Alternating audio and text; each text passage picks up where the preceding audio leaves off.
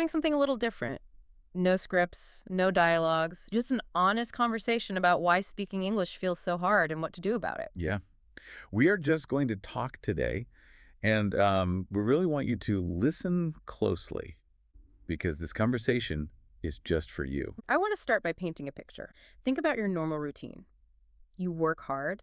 You study grammar rules at your desk. You do. You read books in English. You watch videos online to learn new words. You might even, practice speaking alone in your room. Yeah. You put in a lot of time. You really care about your progress. You do. But then you step outside into the real world. A real person walks up to you. Maybe you are at a coffee shop. Or maybe you're on the street. Right. On the street, they look at you. Yeah. And they ask you a simple question.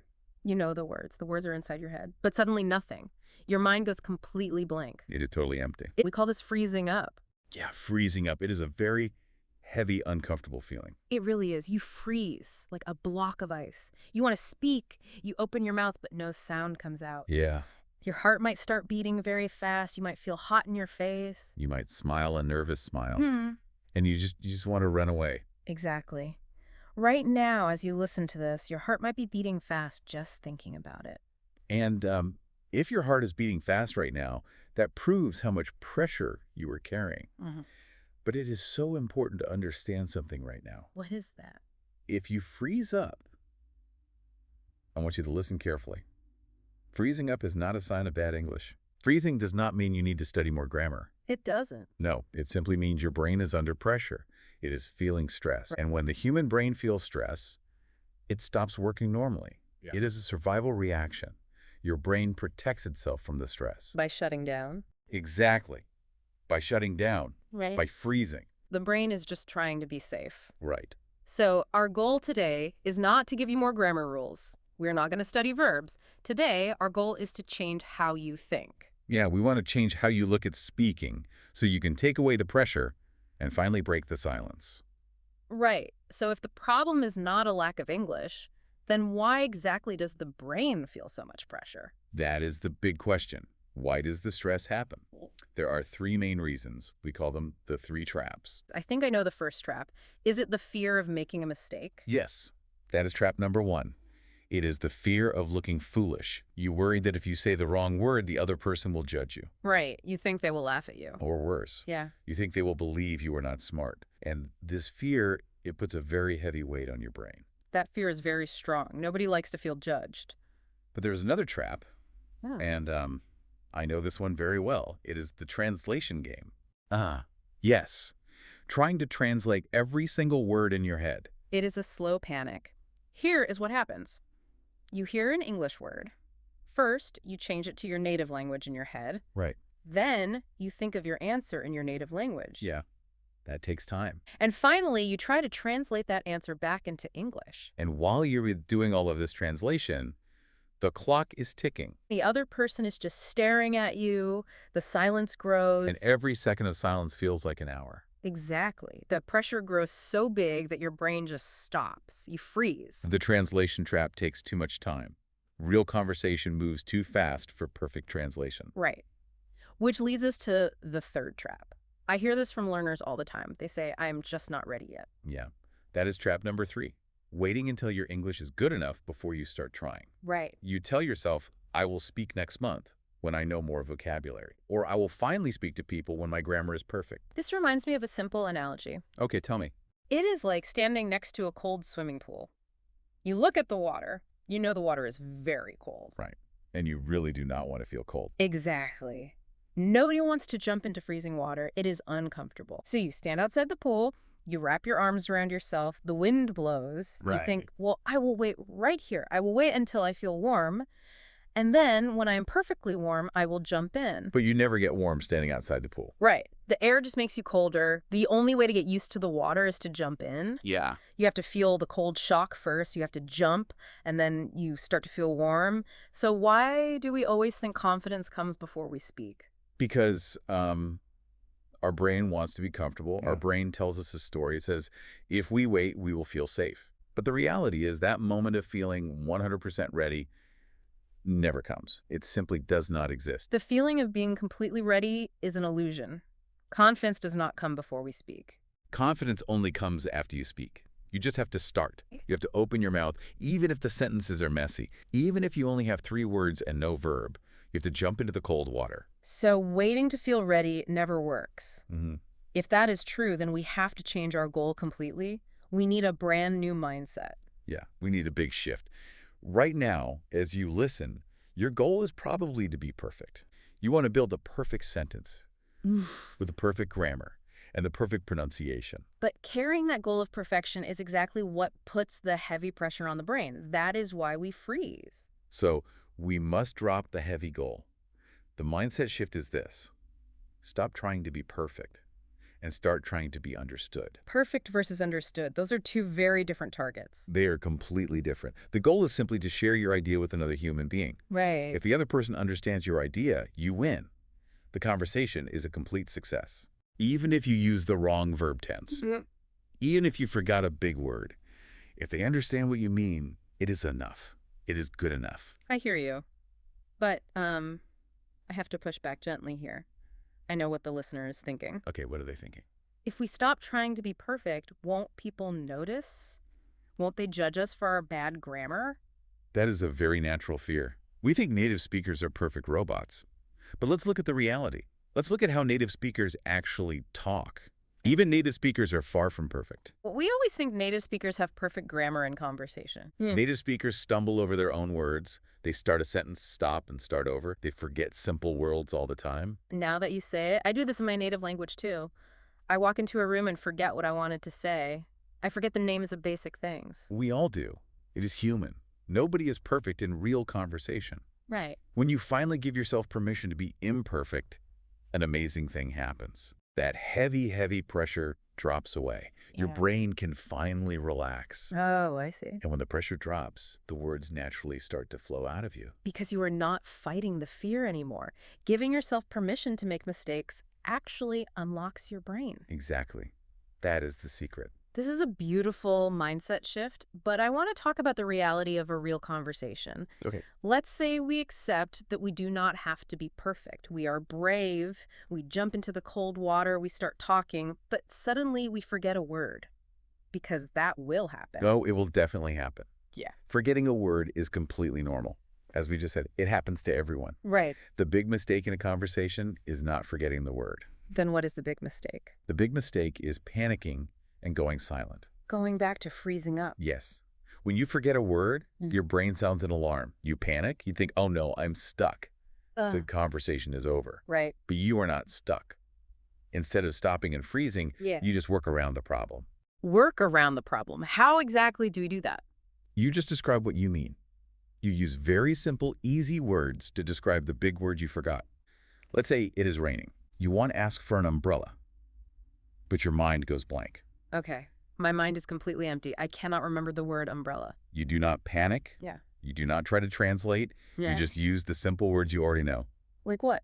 You say, I need the thing for the rain. Yeah. It opens up like a big hat. The thing for the rain that opens like a big hat. I really love that. It sounds a little funny, yes. But the other person will not judge you. They will smile and say, oh, you need an umbrella. I see. I'm not using the perfect word, but I am completely understood. I win the conversation. Yes. And that flexibility, the ability to just explain what you mean with simple words, that is what real fluency looks like. Really? Yeah. Fluency is not knowing every single word in the dictionary.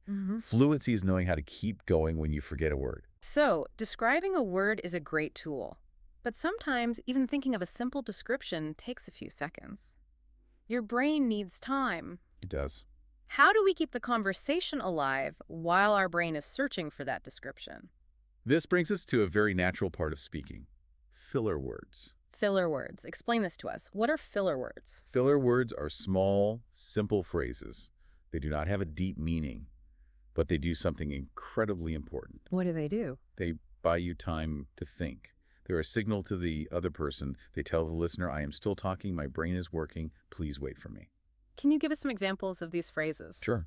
The word well is a great example. You just start your sentence with well, and it gives you 1 or 2 extra seconds to find your words. That makes sense. Another phrase is I mean. Yeah, I mean is a perfect tool when you make a mistake and you want to try the sentence again. Right. You say the wrong word, you do not panic, you just say I mean, and you fix it gently.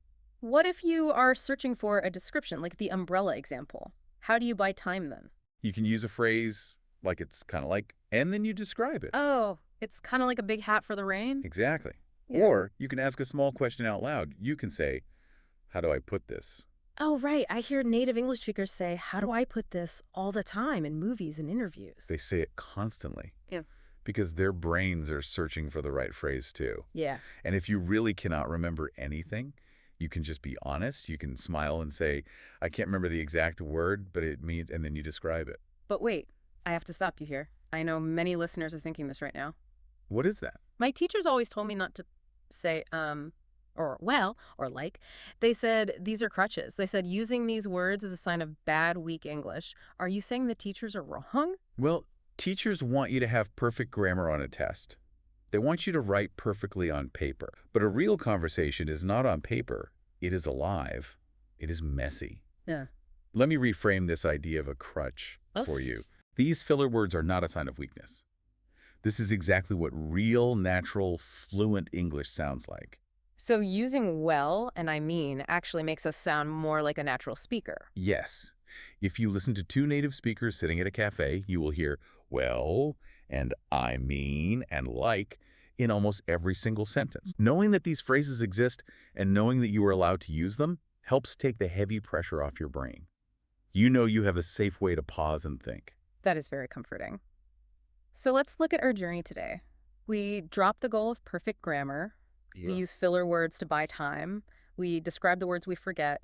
And we finally speak. We jump into the cold water. Right. But what happens when we inevitably say the wrong thing? What happens when we make a big mistake? Well, you will make mistakes. That is guaranteed. But it turns out making a mistake is not a failure. Making a mistake is actually a superpower. That is a very big claim. Most people hate making mistakes more than anything. I know they do. Yeah. Because it feels embarrassing. But there's a very simple idea in psychology that explains why mistakes are magic. Okay. It is called the generation effect. The generation effect. How does it work? It explains how your brain creates strong memories. When you simply read a word in a book or listen to a video, your brain is relaxed. It is not working very hard. That is true. So the memory it creates is very weak. You will probably forget that new word tomorrow. That explains why studying long lists of vocabulary feels so frustrating. The words just disappear from my mind. Exactly, because there is no struggle. Right. But when you try very hard to say something to a real person, your brain works very hard. It is searching. It is trying to put pieces together. Yeah. And then you speak. You try your best, even if the sentence is completely messy, even if the grammar is all wrong. Then the other person hears you, and maybe they gently correct you. They understand your messy sentence, and they give you the right word. In that exact moment, your brain lights up. It lights up. Yeah. You feel a small, tiny moment of embarrassment. You think, oh, I said it wrong. That is how you say it. I know that feeling. It is like a sudden hot feeling in your chest and your face. A small spark of heat. Yes, a spark of heat. When you feel that small embarrassment, your brain releases a chemical. Really? Yeah. Yeah. It's like an internal alarm system. It tells your brain, wake up, pay attention. This is important for our survival. That is amazing. And that chemical, that alarm system, is the heat that seals the memory forever. Wow. It burns the correct word deep into your mind. You will never, ever forget that word again. And it only happens because of that small moment of embarrassment. So if we just sit quietly and listen to a teacher, we never get that spark. We never get the alarm system. That is right. You only get the spark if you are brave enough to make the mistake first. The mistake creates the empty space in your brain for the correct word to live. But what if nobody corrects you? Sometimes people are very polite. They are. They understand my messy English, but they do not fix my mistakes. Do I still get a benefit? Yes.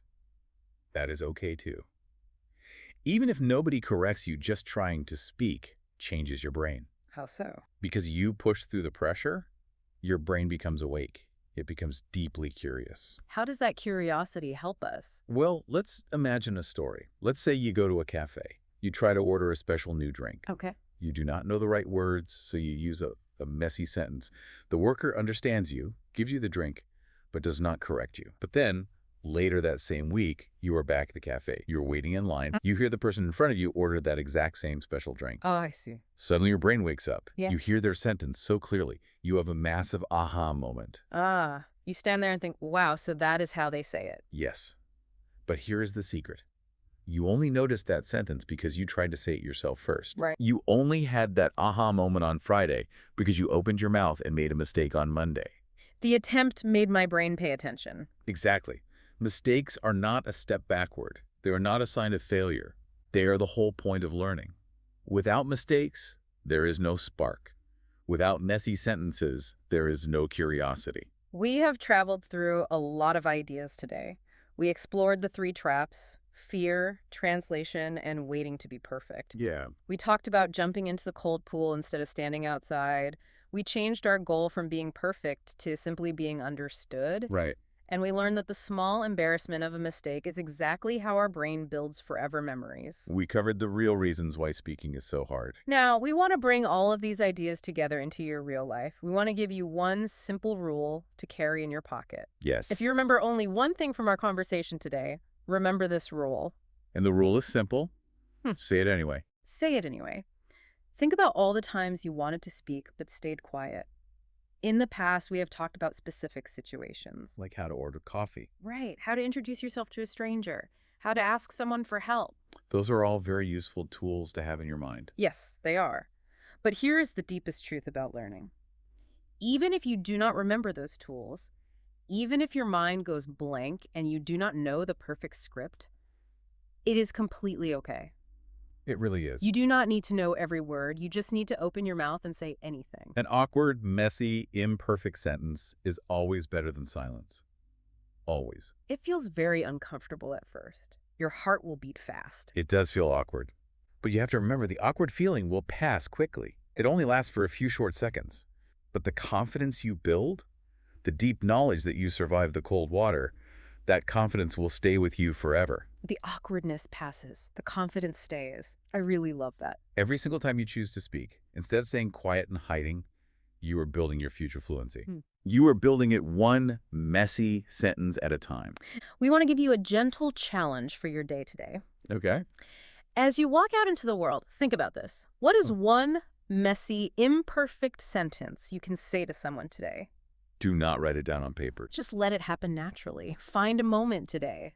Look at the cold water, feel the fear, and just jump in. Yeah. Let your words be completely messy. Let your grammar be imperfect. Let yourself be human. Just say it anyway. Exactly. Keep learning English any way you want, and I'll catch you in the next one.